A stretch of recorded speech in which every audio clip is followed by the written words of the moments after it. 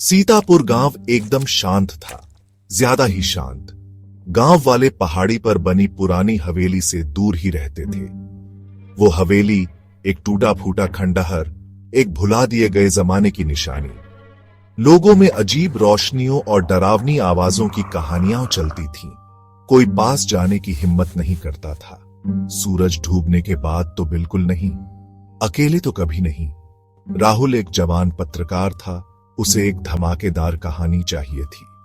उसने हवेली के बारे में अफवाहें सुनी थीं। उसका मन जानने को बेताब था। उसने खुद जाकर देखने का फैसला किया। वो अपनी दोस्त और फोटोग्राफर नेहा को भी साथ ले गया, जो खुद भी एडवेंचर पसंद करती थी। जैसे ही सूरज ढलने लगा, वे हवेली पहुंच गए। हवा ठंडी हो गई। राहुल की रीढ़ में सिहरन दौड़ गई। नेहा ने भी इसे महसूस किया। हवेली का दरवाजा किरच किरच की आवाज के साथ खुला, मानो हवेली आह भर रही हो। राहुल और नेहा अंदर दाखिल हुए। आंगन जंगली पौधों से भरा था। सड़ांध हवा में घुली हुई थी। उन्हें अपनी ही सांसों की आवाज सुनाई दे रही थी। हर कदम की गूंज सन्नाटे में गूंजती थी। राहुल ने अपना नोटपैड निकाला। वो सब कुछ लिखना चाहता था।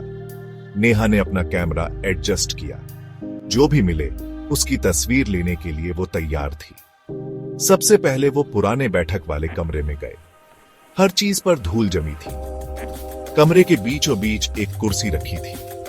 वो आग वाली जगह के सामने थी, मानो किसी का इंतजार कर रही हो।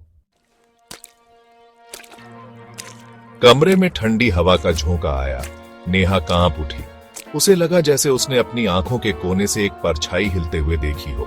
राहुल ने भी कुछ महसूस किया, एक मौजूदगी। वे अकेले नहीं थे।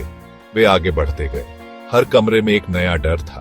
धूल भरी जमीन पर पड़ी एक बच्चे की गुड़िया, एक टूटा हुआ शीशा जिसमें कुछ दिखाई नहीं दे रहा था। जैसे ही वे सीढ़ियां चढ़े, उन्हें एक आवाज सुनाई दी, एक फुसफुसाहट। ऐसा लग रहा था जैसे दीवारें खुद बोल रही हो। वे शब्दों को समझ नहीं पाए, लेकिन लहजा साफ था। ये एक चेतावनी थी। हवा भारी हो गई। सांस लेना मुश्किल हो रहा था। उन्हें वहां से निकलना था।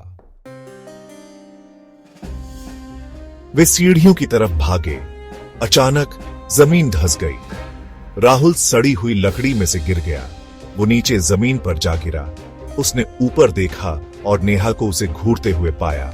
उसका चेहरा डर से पीला पड़ गया था।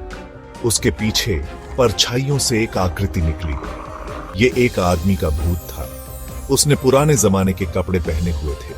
उसकी आंखें ठंडी आग से जल रही थी। उसने नेहा की तरफ हाथ बढ़ाया और फिर वो बोला। उसने उन्हें अपनी कहानी सुनाई। धोखे, कत्ल और एक बेचैन आत्मा की शांति की तलाश की कहानी। राहुल और नेहा सुनते रहे। उनके रोंगटे खड़े हो गए। जब भूत अपनी कहानी कह चुका तो वो गायब हो गया।